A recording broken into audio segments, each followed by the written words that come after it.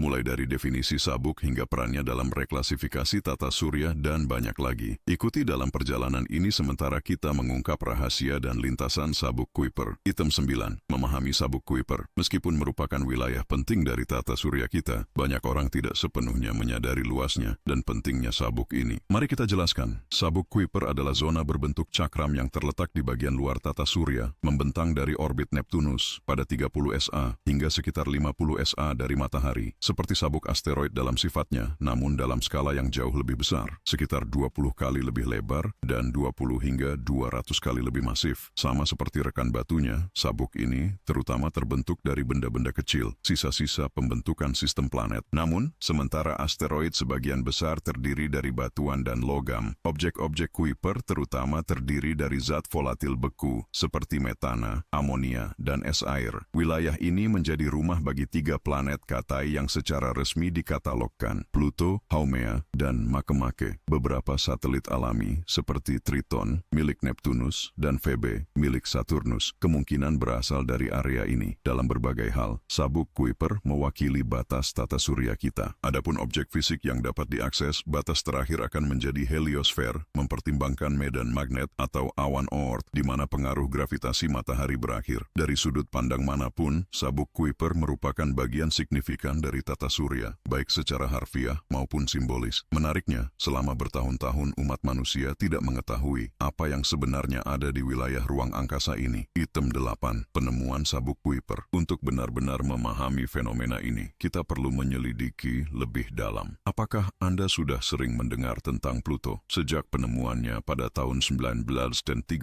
muncul berbagai teori bahwa Pluto bukan satu-satunya benda langit di wilayah tersebut. Area yang kini kita sebut sabuk Kuiper menjadi sasaran berbagai hipotesis selama bertahun-tahun. Namun, baru pada tahun 1992 kita memperoleh bukti konkret pertama tentang keberadaannya. Beragam dugaan tentang sabuk objek ini akhirnya memicu perdebatan tentang siapa yang sebenarnya pantas mendapat pengakuan atas ide awalnya. Mari kita kilas balik dari awal, langkah demi langkah. Orang pertama yang mengusulkan keberadaan benda-benda di luar Neptunus adalah Frederick C. Leonard. Tak lama setelah Clyde Tombaugh mengidentifikasi Pluto, Leonard mempertanyakan apakah Pluto hanyalah yang pertama dari banyak objek trans-Neptunus yang belum diketahui, tetapi akan ditemukan seiring waktu. Pada periode yang sama, astronom Armin O. Leusner mengemukakan kemungkinan bahwa Pluto hanyalah satu dari banyak benda dengan periode orbit yang panjang. Perspektif ini menarik dari berbagai aspek, terutama karena penemuan Pluto bisa dilihat sebagai titik akhir atau sebaliknya sebagai undangan untuk mengeksplorasi apa lagi yang tersembunyi di wilayah tersebut. Meski begitu, banyak peneliti menganalisis Pluto dan mempertanyakan apakah Pluto benar-benar mewakili semua yang ada di sana. Pada tahun 1943, Kenneth Edgeworth menerbitkan sebuah hipotesis dalam Journal of the British Astronomical Association. Di luar Neptunus, material nebula solar primitif akan terlalu tersebar sehingga tidak membentuk planet, melainkan banyak benda yang lebih kecil. Berdasarkan hal ini, ia menyarankan bahwa bagian paling jauh dari tata surya menjadi tempat bagi banyak objek kecil, dan bahwa sesekali salah satunya akan terlepas dari orbitnya, memasuki tata surya bagian dalam sebagai komet. Itu bukanlah deskripsi yang buruk tentang apa yang sebenarnya membentuk sabuk Kuiper, dan itu tetap akurat menurut kriteria saat ini. Banyak benda langit di wilayah ini belum mencapai tahap planet yang sepenuhnya terbentuk. Namun, kita akan membahas topik ini lebih detail nanti. Sebelum melanjutkan eksplorasi kita tentang segala hal yang berkaitan dengan sabuk Kuiper, jangan lupa untuk menilai video ini, baik dengan like atau dislike. Pendapat Anda membantu kami meningkatkan konten kami untuk Anda, pemirsa kami. Manfaatkan juga kesempatan untuk berlangganan dan menerima semua video mingguan kami. Teori yang berkembang, bagian 7. Seiring para astronom mendalami studi tentang sabuk Kuiper, hipotesis, serta keraguan tentang sifatnya saat ini, kemungkinannya, dan masa lalunya yang jauh semakin bertambah. Beredar spekulasi bahwa sabuk Kuiper mungkin pernah ada pada tahap awal tata surya, tetapi tidak lagi ada pada masa kini. Namun sebagian besar ide ini tidak memiliki dasar yang kuat, terbatas pada asumsi samar tentang keberadaan dan definisi yang mungkin dari wilayah antariksa ini. Beberapa kemajuan terjadi, seperti identifikasi benda langit baru antara Jupiter dan Neptunus, tetapi temuan ini masih belum cukup pada saat itu. Bukti baru tentang sabuk Kuiper muncul kemudian dari analisis komet. Sudah lama diketahui bahwa objek kosmis ini memiliki siklus hidup yang terbatas, atas. Saat mendekati matahari, panas menyebabkan komponen volatil mereka berubah langsung menjadi gas, yang secara bertahap menghilang ke ruang angkasa. Agar komet tetap terlihat sepanjang sejarah tata surya, harus ada sumber pengganti yang terus-menerus. Salah satu sumber tersebut adalah awan Oort, kumpulan komet berbentuk bola yang membentang lebih dari 50.000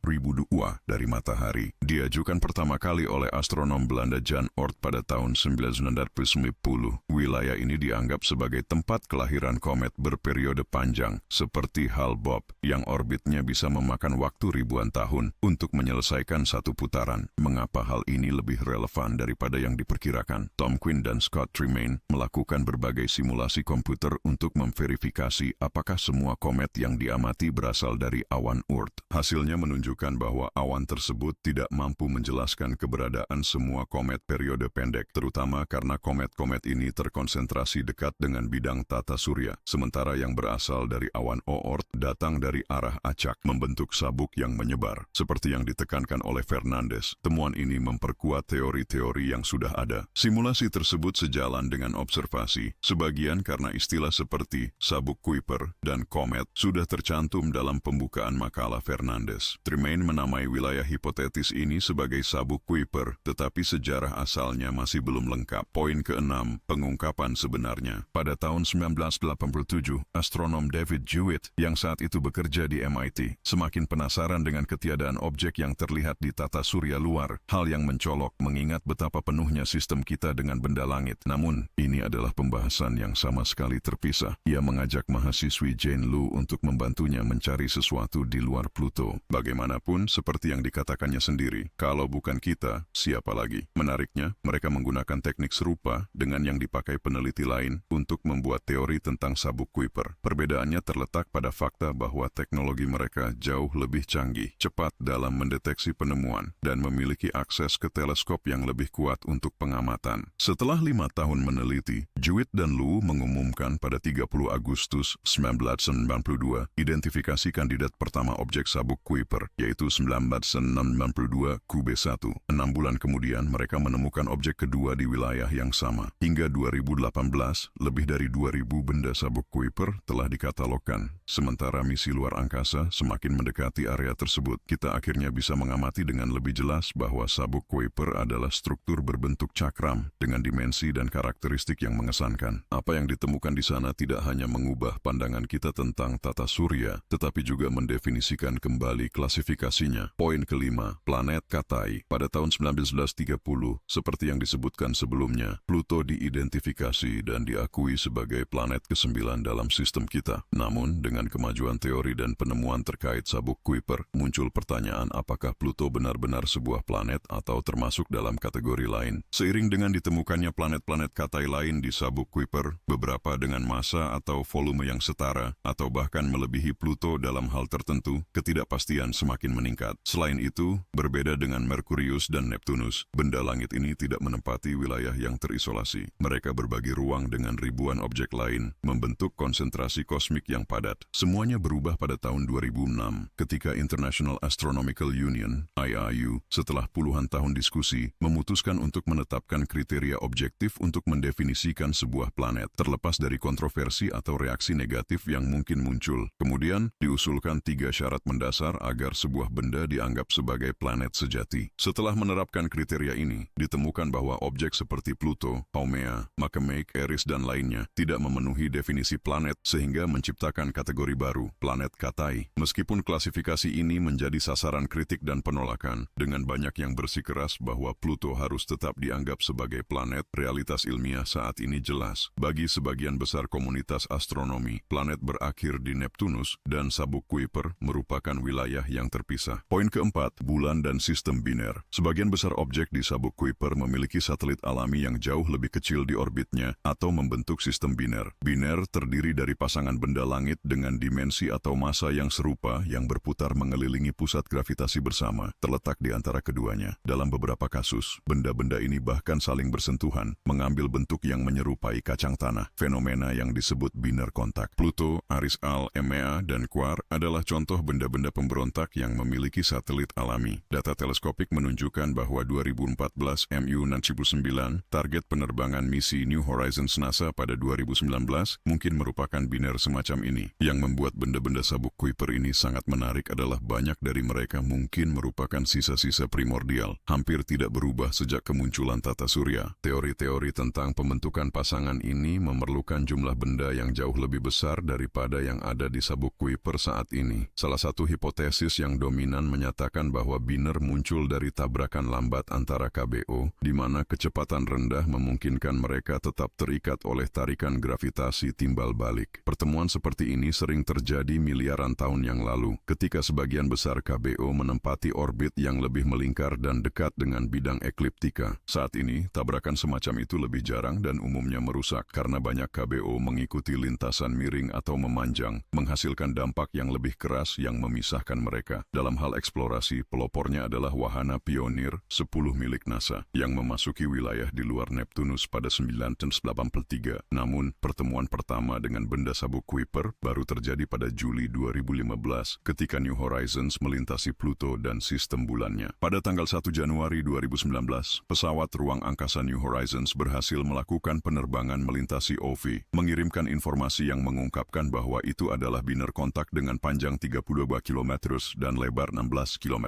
Peralatan Ralph yang terpasang di pesawat ruang angkasa membuktikan warna kemerahan KO. Informasi yang dikumpulkan selama penerbangan tersebut akan terus diterima selama 20 bulan ke depan. Saat ini, tidak ada proyek untuk mengirim misi baru ke sabuk Kuiper. Kedua, planet 9. Setelah reklasifikasi Pluto yang telah kami sebutkan sebelumnya, tata surya kita secara resmi memiliki 8 planet, namun kenyataan ini mungkin belum lengkap. Selama beberapa dekade, telah beredar hipotesis tentang keberadaan planet ke-9 di tata surya kita. Penelitian terbaru di sabuk Kuiper semakin memperkuat teori ini dengan sangat meyakinkan. Planet-planet terjauh di tata surya kita awalnya diprediksi dan kemudian ditemukan tidak hanya melalui pencarian langsung, tetapi juga dengan menganalisis orbit benda langit tertentu dan bagaimana gravitasi memengaruhi pergerakan mereka. Di sabuk Kuiper, kami mengamati benda-benda yang tampaknya menentang hukum gravitasi konvensional, menunjukkan adanya benda masif yang belum diketahui yang mengganggu lintasan mereka. Dunia yang diduga ini diberi nama sementara planet 9, dan justru karena kecurigaan ini, banyak peneliti sedang menyisir sabuk Kuiper untuk mencari bukti konkret tentang planet ke-9